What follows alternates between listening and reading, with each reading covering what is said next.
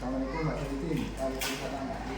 Ini Pak Syarifin, saya mau mewawancari Bapak terkait dengan mata pelajaran sejarah kebijakan Islam. Khususnya ada beberapa pertanyaan yang ingin saya sampaikan. Mohon nanti dijawab sesuai dengan apa yang Bapak rasakan dan apa yang Bapak alami gitu ya. Yang pertama Pak, mengapa siswa itu biasanya cenderung bosan atau malas kalau mengikuti pembelajaran SKI Pak, sejarah kebijakan Islam? Kalau yang saya tahu, Ya, setelah saya tanyakan kepada siswa dari tiap kelas, itu permasalahannya sama. Jadi kalau full materi hanya buku dan penjelasan dari guru, anak-anak itu merasa bosan. ya.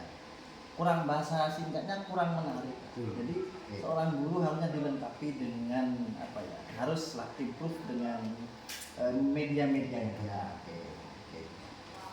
Nanti kira-kira yang menyebabkan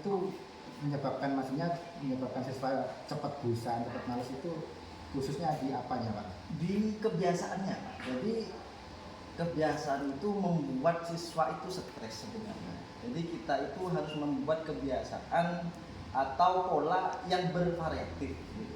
Jadi sekarang itu pakai besoknya audio, besoknya lagi visual. Dari metode ya? Metode. Kalau dari materi kira-kira apakah juga bisa menyebabkan bosan Pak?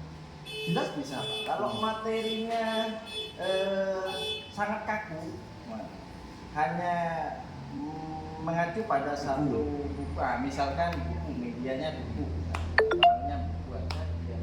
Kurang bervariatif. Akhirnya anak-anak ya kok ini toh. Jadi bosan akhirnya Pak. Baik. Yang pertanyaan berikutnya Pak, seperti kita ketahui bersama bahwa budaya membaca ini memang kecil atau sedikit di kalangan masyarakat, khususnya siswa. Nah, kira-kira kenapa kok siswa ini malas untuk membaca atau literasi itu Pak? Saya rasa, Pak, untuk membaca khususnya buku itu anak-anak itu mengalami drop shot yang sangat drastis. Kemampuan untuk literasi membacanya sangat tidak berminat sama sekali, karena yang pertama mungkin pegangan anak-anak milenial zaman sekarang itu bukan buku HP. Jadi kita itu terbiasa untuk melihat dan mendengar, bukan membaca. Akhirnya berawal dari yang kita pegang adalah HP, jadi kita tidak minat untuk membaca, minatnya melihat dan mendengar saja. Intinya anak-anak itu lebih tertarik dengan audio visual gitu ya. Jadi kalau disuruh membaca karena mungkin kebiasaan tidak terbiasa membaca akhirnya ya mas. Nah, baiklah. Yang pertanyaan yang terakhir dari saya Pak. Nah, selain anak-anak ini malas membaca, kita ketahui bersama anak-anak ini juga malas belajar. Dapat diketahui manakala kita memberikan sebuah pembelajaran, anak-anak ini seolah-olah tidak nyambung atau tidak respon. Artinya tidak ada persiapan untuk mengikuti pelajaran. Nah, mungkin Bapak bisa menjelaskan kira-kira anak-anak ini kok bisa malas untuk belajar ini seperti apa sih penyebabnya atau faktornya apa sih? Kalau saya menjelaskan tentang penyebab anak itu malas untuk belajar itu komplit. Ya. Tapi paling tidak kita buka satu saja. Ya. Dari pembagian waktu saja. Kalau di Madura, ini khususnya Madura ini. Jadi 20% 20 jam itu anak-anak habiskan itu untuk belajar non formal.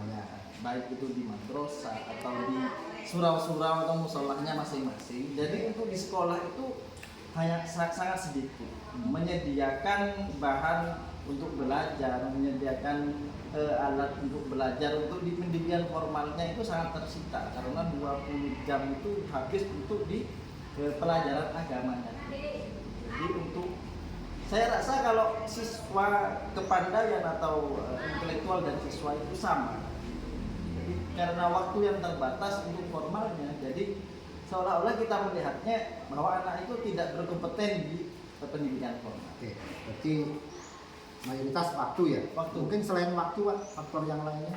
Faktor yang lainnya dari orang tua juga sih Pak. Ini Orang sangat tuanya seperti apa? Orang tuanya itu motivasi terhadap anaknya sangat kurang Nah. untuk pendidikan formal. Jadi orang tua di Madura itu sangat vokal ketika menyuruh anaknya ngaji, madrasah. Nah, karena ngaji dan madrasah itu membuat kita masuk surga, sedangkan umum hanya mencari uang. Nah, kalau Iya. hanya mencari uang, nggak usah sekolah, di luaran bisa. Nah, itu menjadi pola pikir yang sangat mendasar di masyarakat Madura.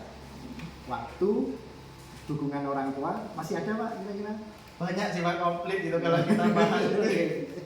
Jadi utamanya itu ya, utamanya itu. Jadi terima kasih. Sedikit banyak saya sudah mendapatkan jawaban dari apa yang saya ingin pertanyakan.